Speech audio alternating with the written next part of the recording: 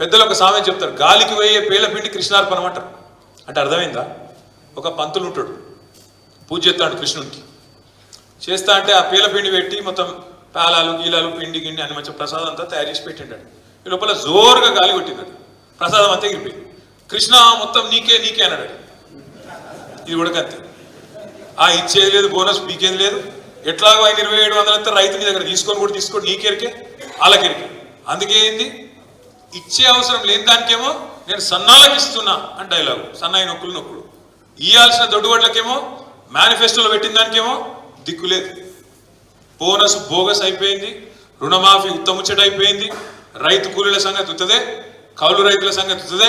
ఇవన్నీ ఇప్పుడిప్పుడే రైతన్నలకు కూడా మంచిగా అర్థమవుతుంది. ఇక మా ఆడబిడ్డలు ఎన్ని మాటలు చెప్పిరాలు. బస్సు ఫ్రీ అన్నారు, బంగారం ఫ్రీ అన్నారు. కేసీఆర్ ₹1,00,000 ఇస్తాడు పెళ్లికి, మేము తులం బంగారం ఇస్తా అన్నాడు. మరి ఇప్పటికి 2.5-3 లక్షల పెళ్లిలేని, రేపు 18వ తారీఖు కూడా పిచ్చి పిచ్చుకున్నాయి పెళ్లిళ్ళు, లెక్కలేనండి పెళ్లిళ్ళు ఉన్నాయి 18వ తారీఖు. మళ్ళా శ్రావణ మాసం మొదలైంది, పెళ్లిళ్ళు ఇక లెక్క దివానం లేనండి ఉన్నాయి.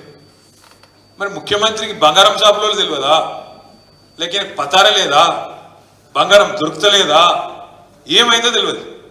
గవే మళ్ళీ కేసీఆర్ ఉన్నప్పుడు ఇచ్చిన ₹1,00,000 చెక్కులు తప్ప, అది కూడా మొన్నటిదాకా తొక్కిపెట్టి మళ్ళీ మనోళ్ళు కొట్లాడితే, మన పల్లరాజేశ్వర రెడ్డి మన కౌశిక్ రెడ్డి అందరు కొట్లాడితే ఆఖరికి మొన్న ఎమ్మెల్యేలతో మళ్ళీ ఇప్పించే కథ. లేకపోతే అది కూడా ఎత్తగొట్టే ఆలోచన ఉండే. మళ్ళీ అదే ₹1,00,000 చెక్కు కేసీఆర్ ఇచ్చిపోయింది తప్ప తులం బంగారం లేదు, మన్ను లేదు.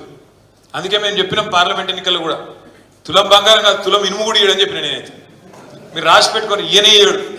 ఇప్పటికే రేవంత్ రెడ్డి 2.5 లక్షల తులాల బంగారం బాకీ ఉన్నాడు ఆడపిల్లలు. 2.5 లక్షల పెళ్లిళ్ళు అయినాయి. కాబట్టి ఆడపిల్లలకు కూడా అర్థమైంది బంగారం రాదు. ఇక బస్సు, ఇక ఆ బస్సు అందం చెప్పరాదు. నేను మా సీతక్క చెప్తాను, బస్సులో అల్లవెళ్ళిపోయారు తప్పని మేము ఎక్కడన్నాం అక్క, మేము అనలే. కాబట్టి దానికోసమే బస్సు పెట్టిరండి, మాకు తెలియక మేము మామూలుగా నడిపినాం ఇన్ని రోజులు, మాకేదో తెలియకపాయ పాపం.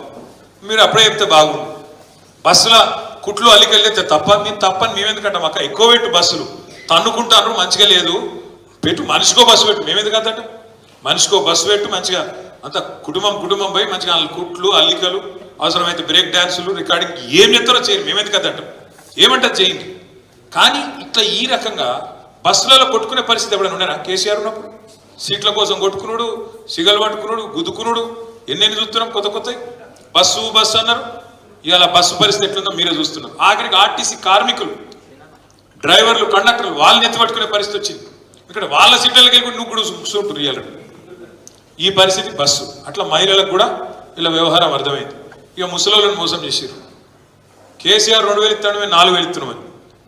మరి ఇవాళ 2,000 4,000 కాదు, ఆ ఉన్న 2,000 2 నెలలకు కొట్టిరు, జనవరి నెలకు కొట్టిరు. ఇప్పుడు ఇక మనం ఆగస్టులో ఉన్నాం, ఇంకా జూలై జూన్ పింఛన్లు కూడా పడలేదు. కాబట్టి సమాజం మొత్తానికి అర్థమవుతుంది.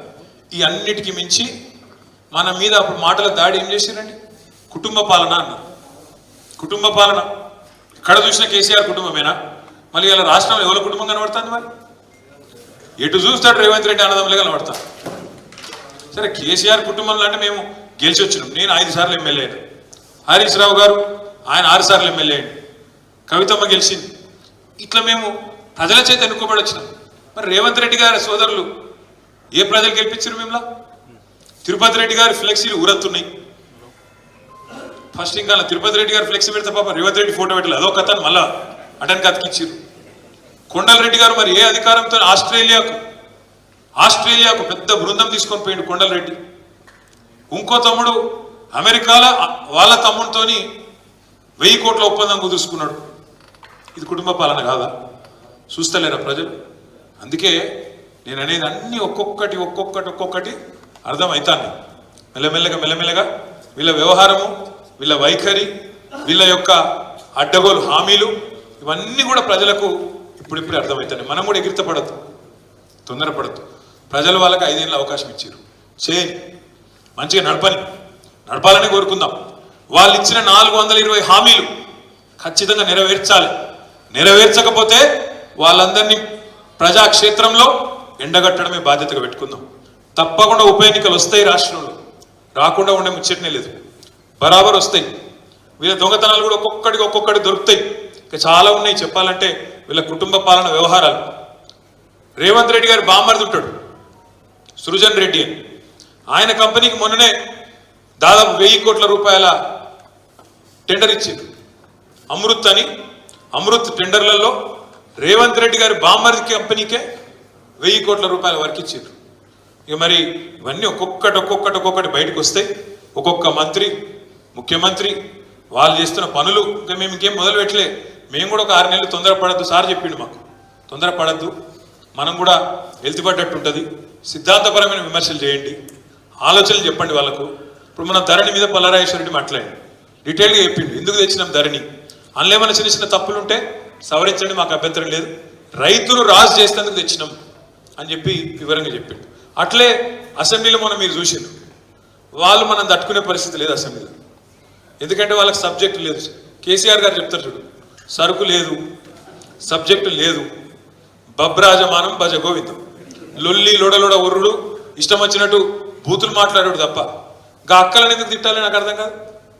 సవితక్క సునీతక్క తిట్టుడు ఎందుకు, వాళ్ళని తిడతాడు. ఎందుకంటే సబ్జెక్ట్ చెప్తే సబ్జెక్టుగా ఆన్సర్ చెప్పే సత్తలేదు సన్నాసికి.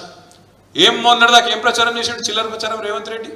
రాష్ట్రం అప్పుల పాలైపోయింది, దివాలా తీసింది, ఇవాళ కూడా మాట్లాడాడు అదే చిల్లర మాటలు. మళ్ళా ఇవాళ స్వాతంత్ర దినోత్సవం నాడు ముఖ్యమంత్రి రేవంత్ రెడ్డి అంటే ఏం చెప్తాడు, నేను ప్రపంచ బ్యాంకు దగ్గర పోయి ప్రపంచ బ్యాంకుకు మనం తాకట్టు పెట్టినా అని చెప్పిండు. చెప్పడంతో పాటు ఏం చెప్తాడు, పోయిన గవర్నమెంట్ మొత్తం దివాలా తీయించింది రాష్ట్రాన్ని, రాష్ట్రం ఎయిడ్స్ పేషెంట్ లెక్క అయిపోయింది, క్యాన్సర్ పేషెంట్ లెక్క అయిపోయింది.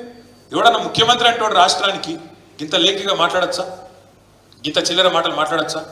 నువ్వు ముఖ్యమంత్రివి, నువ్వు రాష్ట్రాన్ని తిడితే నీకు ఎట్లా వస్తాయి మరి పెట్టుబడులు? అందుకే వత్తలేవు కాబట్టి ఏం చేయాలి, వాళ్ళ తమ్ముతో సంతకం పెట్టుకొని బామ్మకి కాంట్రాక్ట్లు ఇచ్చి ఏదో తెచ్చినట్టు మళ్ళీ ఇక్కడికి వచ్చి పోజులు కొట్టాలి, పాత గోడకు కొత్త సున్నం వేసి నేను చేసినా అని చెప్పుకోవాలి. కాగ్నిజెంట్ అనే కంపెనీ, మీకు ఒక చిన్న ఉదాహరణ చెప్తాను. 2022లో ఒప్పందం చేసుకుంది మనతో, 2022లోనే కాగ్నిజెంట్ అనే కంపెనీ ఒప్పందం చేసుకున్నది. 15-16 వేల ఉద్యోగాలు మీ దగ్గర పెడతామని ఒప్పందం కూడా అయిపోయింది. మొత్తం కోకాపేటలో బిల్డింగ్ తీసుకున్నారు, మొత్తం సదావి తీసుకున్నారు. రేవంత్ రెడ్డి ఏం చేయాలి మరి, అమెరికాకు పోయి 10-12 రోజులు ఊరేగినాక ఉత్తా చేతులతో వస్తే బాగుండదు కదా. 16,000 ఉద్యోగాలు తెచ్చిన. ఆ 16,000 ఉద్యోగాల కథ ఏంటంటే, రేవంత్ రెడ్డి నిన్న దిగిండట, మొన్న ఒప్పందం చేసుకున్నాడట, నిన్న దిగిండట, ఇవాళ పోయి కంపెనీ చాలు చేసినట్టు. అడిగి ఇంత వేగంగా మొన్న ఒప్పందం అవుతుంది, ఈ లోపల వాడు బిల్డింగ్ కట్టిండు, 16,000 మంది పెట్టుకున్నాడు, నువ్వు దిగంగానే పోయి రిబ్బన్ కట్ చేసినావా? నమ్మేదానికి అందరం చెవిలో పూలు పెట్టుకున్నావా? ఏమంటున్నా అంటే ఇటువంటి కథలు చెప్పుకుంటా పోతే ఇంకో 100 ఉన్నాయి. ఇట్లా మాయ మాటల మీద, స్టంట్ల మీద, పిఆర్ స్టంట్ల మీద ప్రభుత్వాన్ని ఎక్కువ రోజులు గుంజలేరు ఎవరైనా సరే. విషయం ప్రజలకు ఒక్కసారి అర్థమైనాక అడుగుడు మొదలు పెడతారు. Please do subscribe to Telugu Rajyam channel. Please do subscribe to Telugu Rajyam channel. Please do subscribe to Telugu Rajyam channel. Hi అండి, నేను మీ ఆర్పీని, నెల్లూరు పెద్దారెడ్డి చేపల పులుసు ఓనర్ని. మీరు తెలుగు రాజ్యం అనే ఈ యూట్యూబ్ ఛానల్ సబ్స్క్రైబ్ చేసుకుని మంచి మంచి వీడియోలతో వస్తారు. Thank you so much. Hi people, I'm Sonakshi Verma and you please watch Telugu